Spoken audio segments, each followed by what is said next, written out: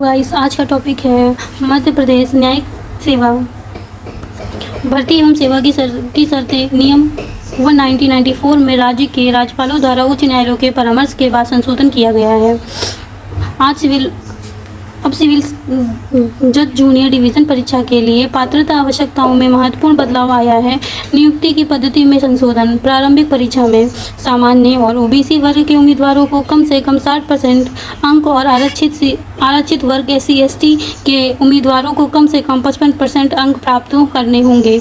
मुख्य परीक्षा में सामान्य और ओबीसी के वर्ग के उम्मीदवारों को कम से कम 50% अंक प्राप्त करने होंगे और आरक्षित वर्ग SC और ST के उम्मीदवारों को प्रत्येक पेपर में कम से कम 45 अंक और मुख्य परीक्षा में कुल मिलाकर कम से कम 50% अंक प्राप्त करने होंगे। उम्मीदवारों को साक्षात्कार में कम से कम 40% अंक प्राप्त करने होंगे। पात्रता है। संशोधित नियम के अनुसार आवेदकों के पास कानून में स्नातक की डिग्री होनी चाहिए। शानदार अकादमिक रिकॉर्ड के साथ उत्कृष्ट कानून स्नातक होना चाहिए। पहले प्रयास में सभी परीक्षाएं उत्तीर्ण की हों और सामान्य और ओबीसी श्रेणी में कुल मिलाकर कम से कम 70% अंक प्राप्त किए हों।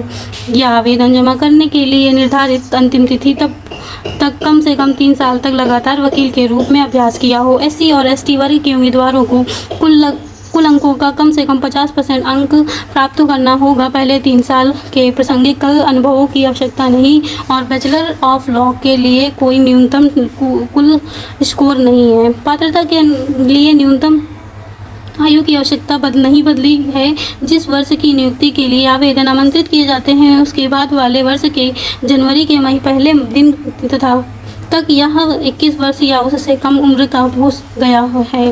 यदि SC ST या ओबीसी या विशेष रूप से विकलांग व्यक्ति हैं तो ऊपरी आयु सीमा में अधिकतम 3 वर्ष की छूट होगी और सरकारी सेवक चाहे स्थायी हो या अस्थायी उम्मीदवार की ऊपरी आयु सीमा में 38 वर्ष तक की छूट होगी।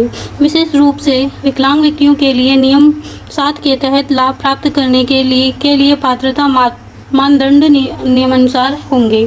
पहला है, इस प्रावधान का लाभ प्राप्त करने हेतु केंद्र या राज्य सरकार के मेडिकल बोर्ड ऑफ जारी प्रमाण पत्र एक ही सामान्य होगा।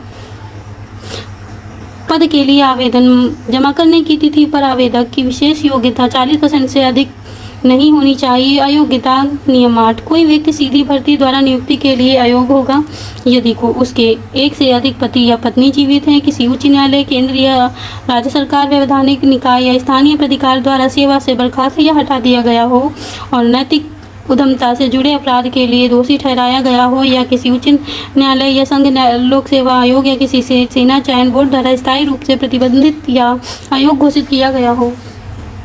ऐसे आपराधिक मामलों में शामिल हो जो नियुक्ति प्राधिकारी की राय में न्यायिक अधिकारी के रूप में कार्यों का निर्वहन करने के लिए उपयुक्त नहीं। अधिवक्ता अधिनियम 1961 या उस समय लागू किसी अन्य कानून के प्रावधानों के तहत पेशेवर कदाचार का दोषी पाया गया हो, अपनी शादी के समय दहेज स्वीकार किया हो या दहेज स्वीकार करता है। दहेज प्रतिषेध अधिनियम 1961 में दहेज की परिभाषा दी गई है। Thank you.